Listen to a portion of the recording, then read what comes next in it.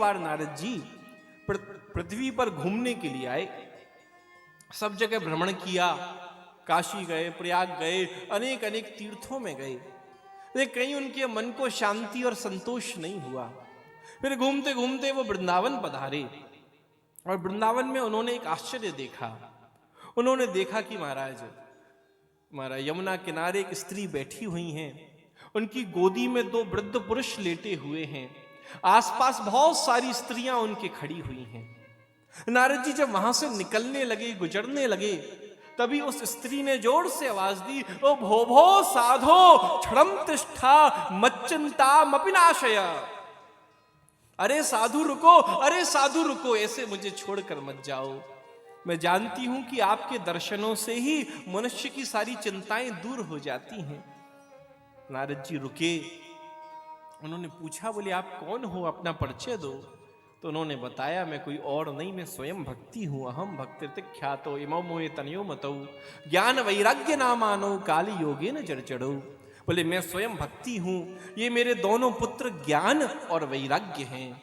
ये आसपास जो इतनी स्त्रियां खड़ी हुई हैं, ये गंगा, यमुना, सरस्वती, गंडकी, सरयू, मंदाकिनी, विरजा, नारायणी, त्रिशूली, ये सारी देव नदियां हैं जो मेरी सेवा में तत्पर हैं, जो सेवा में लगी हुई हैं। बोले महाराज देखा जाता है कि माँ बूढ़ी होती है, बच्चे जवान होते हैं, लेकिन देखो मेरा दुर्भाग्य देखो कि महाराज मैं युवा हूं और मेरे बच्चे बूढ़े हो गए हैं, ज्ञान वैराग्य वृद्ध हो गए। बोले इसका अर्थ क्या है? बोले इसका मतलब क्या है? बोले ज्ञान वैराग्य वृद्ध हो गए, बोले उनका उपयोग खत्म हो गया। घर में गाड़ी खड़ी हो लेकिन गाड़ी कोई चलाने वाला नहीं, खड़ी खड़ी वो बेकार हो जाती है।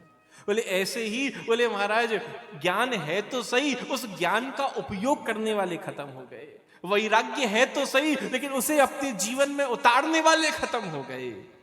जीवन में त्याग तो हो रहा है लेकिन वैराग्य नहीं हो रहा। त्याग में और वैराग्य में बड़ा अंतर है। जो शरीर से छूट जाए वो त्याग है, और जो मन से छूट जाए वो वैराग्य है। हमसे शरीर से तो हम वस्तुओं को छोड़ रहे हैं, मन से नहीं छोड़ पा रहे।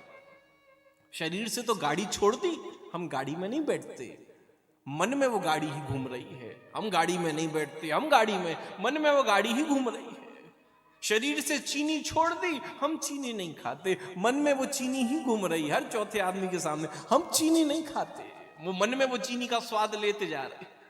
इसीलिए तो कहा एक गरीब में और एक फकीर में यही तो अंतर है। गरीब के पास बाहर से अभाव होता है और अंदर भी अभाव होता है, लेकिन फकीर के बाहर से अभाव जरूर हो लेकिन अंदर उसके अंदर अभाव नहीं होता, अंदर वो भरा हुआ होता है। इसीलिए कहा त्याग एक बार को हो रहा है लेकिन वैराग्य नहीं हो पा रहा। शरीर से छूट रहा है, मन से वस्तु नहीं छूट रही। इसीलिए ज्ञान और वैराग्य वृद्ध हो गए।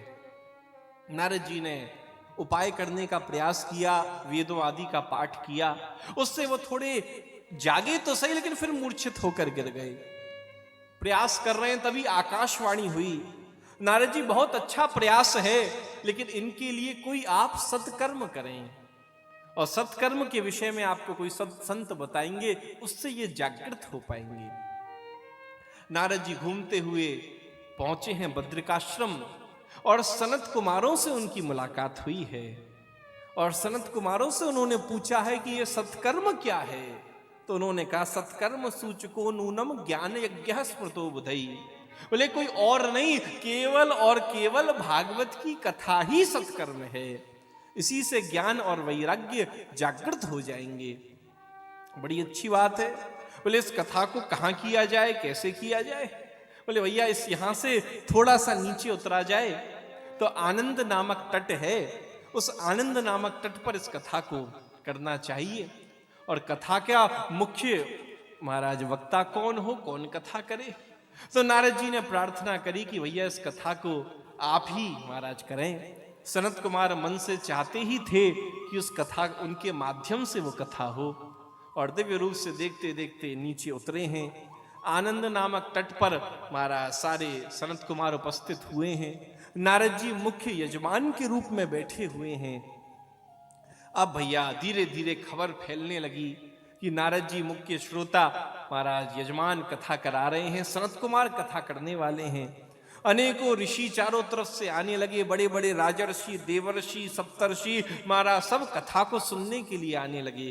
भृगुर वशिष्ठ च्यवनश्च गौतमो, महाराज भृगु वशिष्ठ च्यवन गौतम आदि अनेकों अनेक ऋषि प्रकट हो गए और महाराज कथा को सुनने के लिए बैठे। भृगु जी ने देखा कि नेक लोग कम दिख रहे। उन्होंने कहा भैया नेक ठीक से प्रचार नहीं हुआ, नेक मैं लोगों को सूचना तो दे के आऊं, कथा चल रही है, कथा में आओ। तो प्रचार की शुरुआत भृगु जी नहीं करी। तो भृगु जी सबके दरवाजों पर जाने लगे, दरवाजा खटखटाने लगे, अरे कथा चल रही है, चलो कथा में तो आओ। लोग कहते हम वैसी परेशानी में परेशान, तुम कथा की तुम्हें लग रही है। कोई कहता हमारी दुकान बंद पड़ी है, अरे बढ़िया दुकान चलने लगेगी, तुम कथा में तो आओ। कोई कहता बेटा नहीं हो रहा, अरे बेटा भी होगा, तुम कथा में तो आओ। कोई कहता हमारा बेटी का ब्याह नहीं हो रहा, अरे ब्याह भी होगा, अरे कथा में तो आओ। हमारा बार बार यही बात होती, बार बार वो सबके पास जाते, बोले कथा में तो आओ, अरे सब काम हो जाएगा। लोग दौड़े दौड़े कथा में आने लगे। लेकिन भैया भागवत स्पष्ट रूप से कहती है कि भागवत मैया इतनी शक्ति और सामर्थ्य रखती है कि आपके बड़े से बड़े काम हो जाएं, लेकिन भागवत का परिणाम ये नहीं होना चाहिए कि हमारी दुकान चल पड़ी, कि बेटी का ब्याह हो गया, कि बेटा पास हो गया। बोले ये तो छोटी छोटी बातें हैं। बोले भागवत का परिणाम ये होना चाहिए कि हमारे मन से इच्छा ही खत्म हो जाए, क्योंकि इच्छा तो ऐसी है जो एक पूरी होगी दूसरी सामने खड़ी है, दूसरी पूरी होगी तीसरी सामने खड़ी है। तो मन से इच्छा ही खत्म हो जाए, यही भागवत का सबसे बड़ा परिणाम होना चाहिए, यही प्रयास होना चाहिए। बड़ी सुंदर महाराज भृगु जी सबको ले आए, कथा संत कुमारों ने प्रारंभ करी। कथा की महिमा का गान कर रहे हैं कि सदा सेव्या श्रीमद् भागवती कथा। बोले नित्य निरंतर सदा बोले इस कथा का श्रवण करते रहो, सब छूट जाए। बोले कथा नहीं छूटे, नित्य निरंतर कथा सुनते रहो, कथा सुनते रहो। अभी कथा की महिमा का ही गान कर रहे थे, अभी कथा शुरू नहीं करी, केवल महिमा का गान कर रहे थे। इतने में ही देखते देखते बोले सभा में बड़ा आश्चर्य हो गया। देखते देखते महाराज भक्ति देवी प्रकट हो गई। महाराज दिव्य रूप से महाराज दोनों पुत्र उनके ज्ञान और वैराग्य युवा हो गए। भक्ति सुतौ तौ तरुणौ गृहीत्वा प्रेमई कुरूपा सहसा विरासीत श्री कृष्ण गोविंद हरे मुरारे नाथेति नामानि मुहुर्वदन्ति।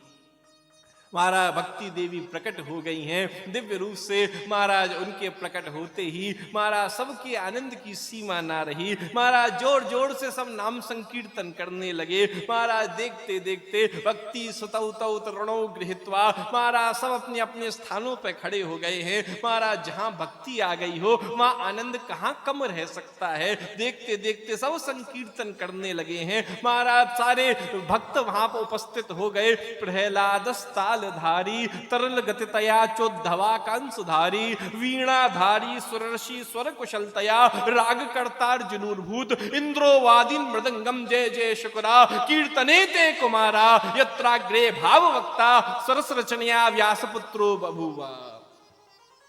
महाराज दिव्य रूप से समस्त भक्त उपस्थित होकर कीर्तन करने लगे। और जब ऐसा श्री कृष्ण गोविंद हरे मुरारे हे नाथ नारायण वासुदेवा जोर जोर से जब नाम संकीर्तन होने लगा तो जहां इतने भक्त उपस्थित हो जाएं वहां भगवान को आने में देरी कहां लगती है। और आज भगवान से भी रहा न गया और देखते देखते शंख चक्र गदा पद्म लेकर भगवान नारायण प्रकट हो गए। बोलिए नारायण भगवान की जय।